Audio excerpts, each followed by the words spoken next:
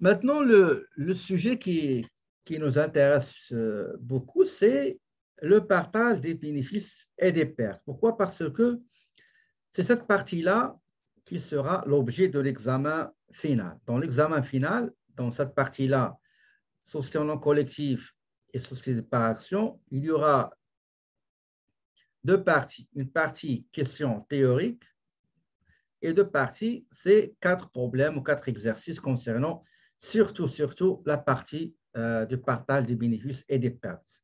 C'est la seule chose que je donne dans les deux chapitres. Selon le Code civil du Québec, donc je vous ai mis quelques articles que j'ai pris du Code civil. Est-ce que vous savez quand est-ce que le Code civil du Québec est entré en vigueur? L'article 2201, selon le terme de cet article, si les associés partagent les bénéfices réalisés, eh bien, en même temps, et le même principe s'applique aux pertes nettes, bien sûr. Donc, si on est des associés, à la fin de l'année, on a réalisé des bénéfices, on va se jouir de les partager entre nous. Eh bien, c'est la même chose, même s'il y a des pertes nettes, on va se les partager. OK? Article 2202. La part de chaque associé dans l'actif, dans les bénéfices et dans la contribution aux pertes est égale s'il n'est pas déterminé par le contrat. Ça, c'est très important. Je ne sais pas si vous avez vu les documents que j'ai déposés hier. Il y avait parmi ces documents-là le contrat, un modèle de contrat entre associés. Dans le contrat, normalement, généralement, on indique comment on va partager le bénéfice net ou bien la perte nette. Si jamais il y a un silence total, rien n'a été édicté, rien n'a été mentionné, rien n'a été expliqué, rien n'a été fourni en ce qui concerne le mode de partage des bénéfices et des pertes, le Code civil, il a donné la solution. Si les associés n'ont jamais parlé de mode de partage des bénéfices et pertes, eh bien, on va partager le bénéfice net ou la perte nette à parts égales. On est 5, on va le diviser par 5.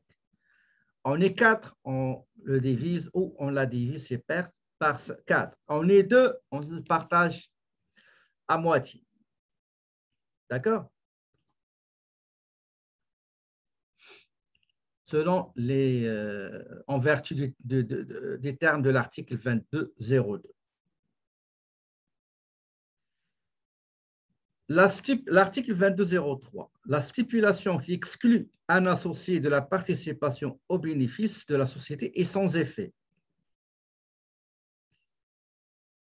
Qu'est-ce que ça veut dire? À votre avis, qu'est-ce que ça veut dire l'article 2203 qui n'accepte pas et qui n'autorise pas et qui interdit d'exclure un des associés dans la répartition de bénéfices réalisés par l'entreprise. Donc, cette décision-là est sans effet. Ça veut dire quoi? Ça veut dire que tous les associés ont le droit de se partager le bénéfice net ou la perte nette. On va voir autre disposition juridique.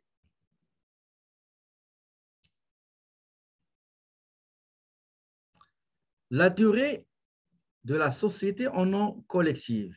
Si vous vous rappelez tout à l'heure, quand je vous ai montré comment on crée la société en nom collectif, il y avait une question concernant la date de fin de l'exercice. D'accord? Donc, tout à l'heure, quand je vous ai montré comment on crée une société en nom collectif, il y avait une petite question concernant date de création et après, on nous a demandé la date de fin.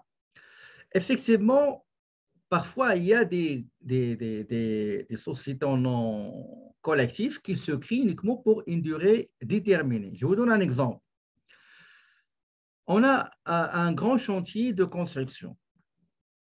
Il y a beaucoup de travaux à faire et on a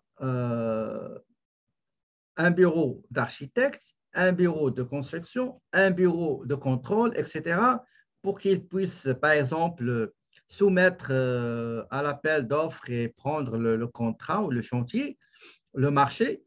Ben, on a formé un collectif. On a dit qu'on va travailler, qu'est-ce qu'on va faire? On va prendre ce marché-là et on va travailler ensemble. On va créer une société entre cabinets d'architectes, pardon, avec un architecte, avec un contrôleur, un vérificateur, etc. Donc, ces personnes-là, ils ont créé un consortium, un groupement à une durée déterminée. Le chantier, normalement, doit commencer, par exemple, le 1er janvier 2021 et va se terminer et on va livrer la marchandise, on va finir les travaux, par exemple, le 31/12/2023. Donc, 2023, c'est fini la société de l'entreprise, d'accord? Donc, l'entreprise va être dissoute. Le Code civil, qu'est-ce qu'il dit? Il dit qu'une société en nom collectif peut être dissoute dans les cas suivants. Au moment de l'accomplissement de l'objectif pour lequel on a créé cette entreprise-là. Ou bien, nous sommes des associés, on ne s'entend pas bien et on va mettre fin à notre association ou bien à notre groupement. Donc, c'est le consentement et la décision de tout le monde, décision unanime des associés.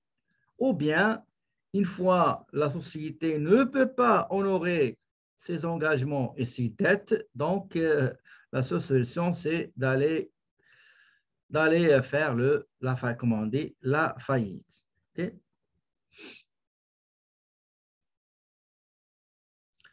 Nous allons regarder les quelques articles extraits du Code civil du Québec, donc l'article 2230. La société, outre les causes de dissolution prévues par le contrat, est dissoute par l'accomplissement de son objet ou l'impossibilité de l'accomplir ou encore des consentements de tous les associés. Il peut aussi être dissoute par le tribunal pour une cause légitime.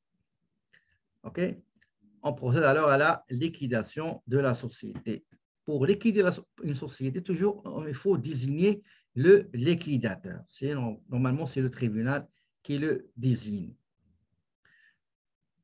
On va voir d'autres. Ça, c'est ce qui concerne la responsabilité conjointe, solidaire et illimitée.